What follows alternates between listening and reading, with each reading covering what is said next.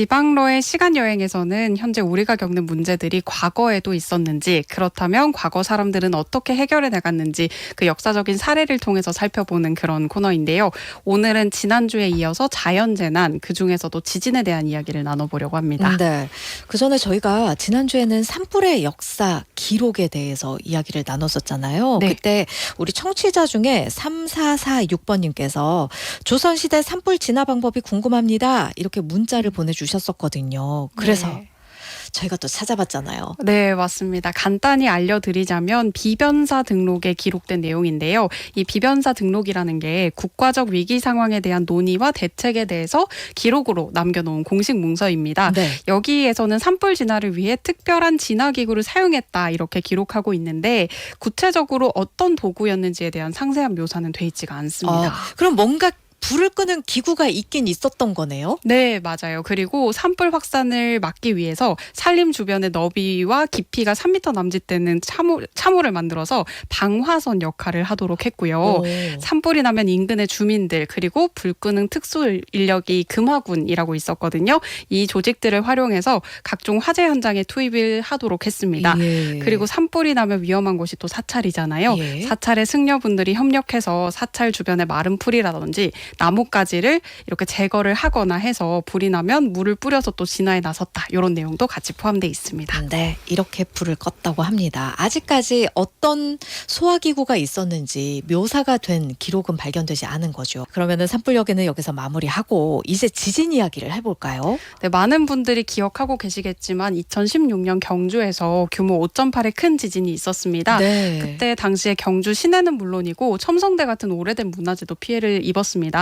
여진도 계속해서 일어나서 울산 시민분들도 많이 마음을 졸이셨는데요. 네. 2017년 규모 5.4의 포항 지진 때는 흔들림이 더 심해서 아파트 벽에 금이 가고 또 학교 건물 일부가 무너지기도 했고 또 부상자도 있었고 그때 당시 막 수능 보는 학생들도 미뤄지고 그러니까요. 그래서 굉장히 큰 이슈가 되기도 했었습니다. 그러니까요. 그때부터 우리나라는 안전지대가 아니다, 지진에. 네. 이런 말이 계속 나오고 있잖아요. 네, 그렇습니다. 그러면은 산불처럼 우리나라 역사 기록에 지진에 대한 이야기도 있어요?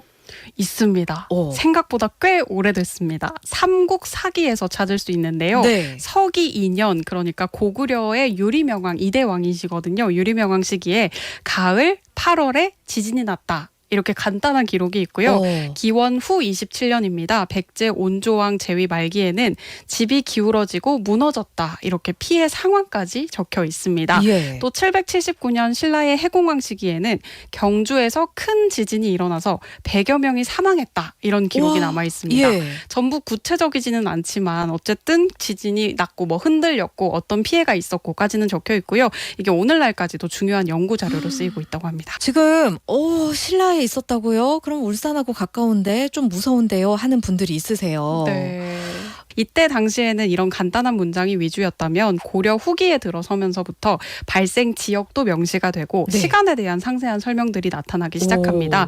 그리고 17세기 조선 중기부터는 구체적으로 어떤 피해가 있었는지를 조금 더 명확하게 기술을 하고 있어서 이게 지금도 자료로 활용이 되고 있는 거죠. 그러면 역시 기록의 나라 조선이 아주 명쾌하고 정확하게 기록을 잘 남긴 거군요. 네, 조선 시대에는 조선 왕조실록, 그다음에 승정원 일기, 네. 일성록 같은 공적인 기록물에 지진에 대한 이야기가 굉장히 자주 등장을 합니다. 자주요? 네, 단순히 지진이 났다 이렇게 마무리되는 것뿐만 아니라 네. 몇 월 며칠 몇 시경 뭐 한양에서 큰 소리가 나고 궁궐 기둥이 흔들렸다.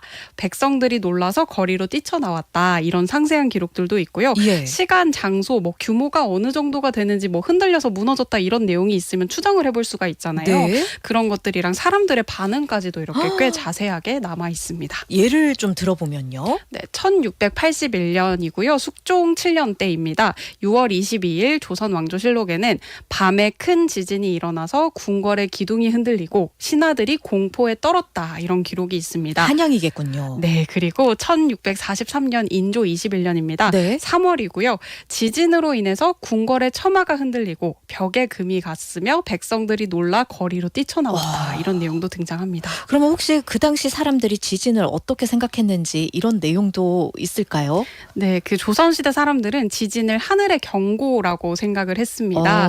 이게 땅이 흔들리고 굉장히 무서움을 느낄 수 있는 그런 일이잖아요. 네. 왕이 잘못을 저지르거나 덕이 부족하면 하늘이 화가 나서 땅을 흔든다. 지진이 일어난다. 이렇게 믿었다고 합니다. 그래서 지진이 나면 왕과 관리들이 우리 정치가 뭔가 잘못됐나? 사람을 잘못 등용했나? 이렇게 생각을 하면서 하늘이 노하신 건가? 네, 맞아요. 그래서 일단 반성을 먼저 하고 정책을 뭘 고쳐야 할지 이런 고민을 했었다고 합니다. 예를 들어서 뭐 백성들의 세금을 좀 덜어주거나 혹은 죄수들을 잘못 잡아왔나 싶어서 검사를 해보고 석방을 해주거나 더불어 해괴제라고 불리는 제를 지내기도 했습니다. 해괴제요? 네. 이름이 해괴한데요. 그렇죠. 이게 약간 기후제랑 비슷한 성격이라고 보시면 되는데요. 네. 조선시대에 이상한 자연현상이나 재해가 발생했을 때 이걸 해결하기 위해서 국가가 주도로 지내던 제사였습니다. 지진, 홍수, 벼락 이런 자연재해부터 부엉이 같은 새들이 보통은 궁궐에 잘 나타나지 않는데 갑자기 궁궐에 나타났다. 이런 괴이한 현상이 발생했을 때 하늘이 분노를 했구나. 그래서 이 분노를 조금 풀어주자라는 목적으로 지내게 된 거고요. 왕권의 정당성을 유지하기 위해서 우리는 이렇게 해서 하늘을 달래주고 있다. 이런 유지의 노력이기도 했습니다. 네. 뭐 오늘날 시각으로 바라보면 과학적인 시스템은 아닙니다만 네. 뭐 나라 다스리는 사람이 재난의 책임을 느끼고 빠르게 뭔가 백성들에게 보여주기 위한 대처를 하려 했다는 건 인상적이네요. 그러면은 조선시대 역사상 가장 심각한 지진으로 기록된 사례가 있었을까요? 조선시대 가장 피해가 컸던 지진은요. 1643년 인조 21년 때 발생을 했습니다. 예. 경상도에서 난 지진이었고요. 예. 이 지진은 대구, 안동, 김해, 영덕, 울산까지요? 네, 경상도 여러 지역에 아주 큰 피해를 입혔는데요. 당시 울산에서는요. 땅이 갈라지고 성벽이 무너지고 이렇게 심각한 피해를 겪었습니다. 특히 울산에 있는 기록에서 주목할 만한 부분이 있었는데요. 네. 바닷물이 육지로 밀려 들어왔다. 이런 현상이 기록이 되어 있었다고 합니다. 바닷물이 육지로 밀려왔다라고 쓰나미? 하면 그렇죠. 그게 지진이 일어나면서 쓰나미까지 몰려왔을 것이다라고 하는 가능성이 제기가 되고 있습니다.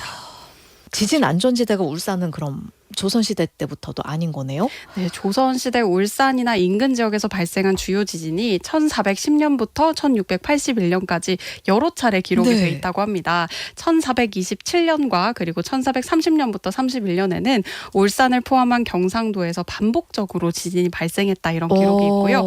1512년에는 아까 말씀드린 그런 해일로 민가 17채가 유실이 되었다라는 기록도 있습니다. 그리고 1643년에는 대규모 지진과 지진 해일이 일어나서 집이 140여 채나 이렇게 붕괴가 되는 그런 네. 사고가 있었고요. 1681년에는 강원도에서 발생한 지진 해일이 울산을 포함한 전국 8도에 영향을 미쳤다. 해일이 쓰나미인 거잖아요. 네. 저는 지금 굉장히 신기한 게 보통 우리나라 사람들이 쓰나미 걱정을 안 하는 게 그나마 일본 열도에서 이런 것들을 막아주기 때문에 우리나라에서는 쓰나미를 크게 걱정하지 않아도 돼요라고 얘기를 하잖아요. 네. 그런데 역사 기록상으로 보면 울산에 쓰나미가 없었던 게 아니네요. 이게 쓰나미로 추측을 하고 있는 부분이고요. 바다가 밀려왔다 이렇게 표현을 하고 있는 겁니다. 네. 혹시 원인에 대한 기록도 있을까요? 우선 조선시대 기록에는 아까 그 원인을 초자연적인 현상, 하늘의 경고로 본다고 했기 때문에 이렇게 명확한 뭐 원인이 이렇다라는 건 적혀 있지 않습니다. 하지만 현대 과학에서 이런 힌트를 통해서 추론을 해보건대 쓰시마 뭐 고토 단층대와 울산 해저 단층의 갑작스러운 움직임을 그 1643년의 울산 지진의 원인으로 보고 있습니다. 우리나라도 왜 보면 2016년 그때 지진 이후에는 각종 공공기관의 내진 설계가 돼 있는지 이런 부분들을 점검했었잖아요. 네. 조선시대 때는 그래도 일어난 현상이니까 원인이야 하늘이 노했다 보신다지만 네. 예방책 같은 것들도 마련이 됐을지 궁금한데요. 조선시대 사람들은 지금만큼의 과학적인 지진 대비 기술은 없었지만 일단 오랜 경험을 통해서 건물을 튼튼하게 지어야 한다라는 결론을 냈던 것으로 보입니다. 그중에 대표적인 게 그랭이법이라고 불리는 것과 유공초석이라고 하는 건물을 짓는 방식이 단어가 어렵네요. 있는데요. 그랭이법과 네. 유공초석. 네, 이게 건물을 짓는 방식인데 네. 그랭이법 기법 같은 경우에는 단단한 바위 위에 돌을 차곡차곡 쌓고 그 위에 서로 딱 맞게 다듬은 돌들을 다시 끼워서 촘촘하게 만드는 그런 건축 방법입니다. 이렇게 하면은 지진이 나도 충격이 좀 퍼지면서 건물이 쉽게 무너지지 않았다고 하고요. 유공초석 같은 경우에는 기둥 밑에 받침돌을 놓고 그 받침돌에 구멍을 뚫어서 기둥을 고정을 하는 방식입니다. 네. 이 방법 같은 경우에는 지진이 나도 기둥이 잘 흔들리지 않게 도와주는 구조여서 불국사나 황룡사터 같은 옛 건축물들에서 이런 방식이 쓰였구나 하는 것을 눈으로 확인을 할 수 있다고 합니다. 불국사는 지금 보면 정말 최첨단 과학이 한데 모여 있는 건축과 과학이 그런 네. 느낌이네요. 석굴암에 대해서도 굉장히 과학적인 시선들이 많잖아요. 맞아요. 그런데 네. 이런 지진 예방하는 건축 기법으로 절을 지었다고 하니 네. 신기한데요. 그러면 지진이 발생한 이후에 복구 작업을 어떻게 했는지 조선시대니까 남아 있었을 것 같아요. 이런 기록이. 네. 조선시대 가장 큰 지진이 있었던 1643년 인조 시기에는 울산에 큰 지진이 났을 때 정부는 일단 피해 주민들의 부담을 줄여주기 위한 노력을 합니다. 네. 그래서 부역을 덜어주는 일을 했고요. 그다음에 기우제, 아까 말씀드린 해괴제를 지내면서 네. 민심을 안정시키려고 했습니다. 그리고 울산에서는 성벽이 무너지는 사고가 있었다는 말씀도 드렸잖아요. 성벽이 무너진 뒤에 바로 복구 작업을 진행을 했고요. 주민들도 이제 부역을 감면을 받았으니까 일을 안 하는 대신에 복구 작업에 참여를 할 수 그게 있도록. 일이지. 다만 이제 공식 기록에는 어떻게 복구를 했다 하는 그 복구 방법에 대한 구체적인 내용은 잘 안 나와 있고요. 그냥 중요한 성곽 같은 시설은 정부가 복구를 했고 민가 복구는 주민들이 부역 대신에 주로 이렇게 본인들이 이렇게 알아서, 알아서 내 했던 삶의 것으로. 터전이니까. 네, 그렇게 보이고 있습니다. 지금 그러면은 1643년 인조시기 울산에서 일어난 조선시대 가장 역사상 가장 큰 지진으로 네. 기록이 됐다고 하셨잖아요. 인조가 우리가 생각하기로는 영화 속에 네. 그 머리 박고 굉장히 나라도 불안정하고 힘이 없었던 왕으로 많이들 기억하시잖아요. 병자호란이 찾아보니까 1636년에 일어났더라고요. 네. 그러면은 10년도 채 안 되는 그런 기간 동안 대지진까지 겪은 거잖아요. 네. 와, 그러면은 그 당시 백성들의 삶이 얼마나 팍팍했을지 상상이 좀 되는데요. 기록을 보면은 이제 인조 때뿐만이 아니라 이렇게 재난을 겪으면 당시 왕들이 제를 지내는 이런 행동을 했잖아요. 그래서 네. 민심을 살피는 행동을 통해서 사회적으로나마 또 심리적으로나마 이렇게 좀 고려를 했다는 것을 어느 정도 추측을 해볼 수가 있습니다. 지금으로 치면은 이제 심리적 지원 같은 개념으로도 볼 수 있겠죠. 그렇겠네요. 네, 그래서 기술적 대비랑 더불어서 사회 전체가 우리는 재난에 어떻게 반응을 하면 좋을까에 대한 고민을 좀 했던 점에서 의미가 있지 않을까 생각을 좀 해봤습니다.